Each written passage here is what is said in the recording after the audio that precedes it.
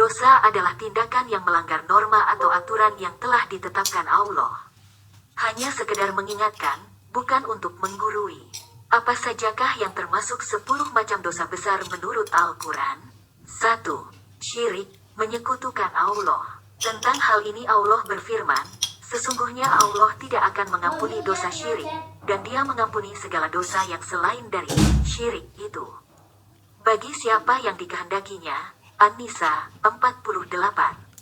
Dan Allah berfirman, sesungguhnya orang yang mempersekutukan sesuatu dengan Allah, maka pasti Allah mengharamkan kepadanya surga. Al-Maidah 72. 2. Berputus asa dari mendapatkan rahmat Allah. Tentang hal ini Allah berfirman, sesungguhnya tiada berputus asa dari rahmat Allah, melainkan kaum yang kafir. Yusuf 87. 3. Merasa aman dari ancaman Allah.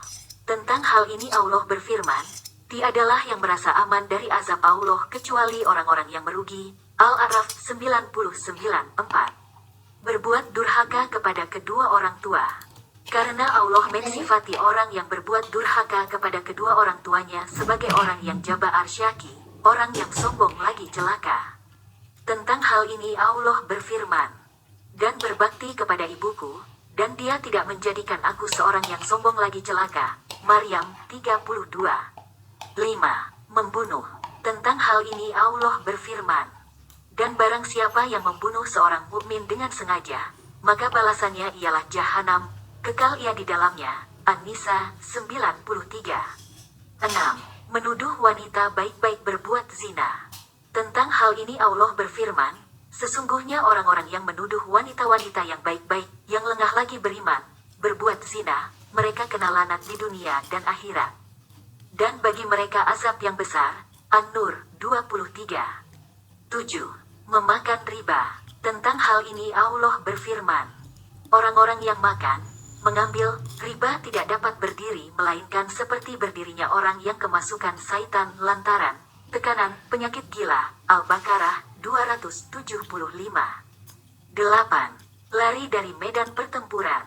Maksudnya, saat kaum muslimin diserang oleh musuh mereka, dan kaum muslimin maju mempertahankan diri dari serangan musuh itu. Kemudian ada seseorang individu muslim yang melarikan diri dari pertempuran itu. Tentang hal ini Allah berfirman, barang siapa yang membelakangi mereka, mundur di waktu itu. Kecuali berbelok untuk siasat, perang atau hendak menggabungkan diri dengan pasukan yang lain, maka sesungguhnya orang itu kembali dengan membawa kemurkaan dari Allah. Dan tempatnya ialah neraka jahanam.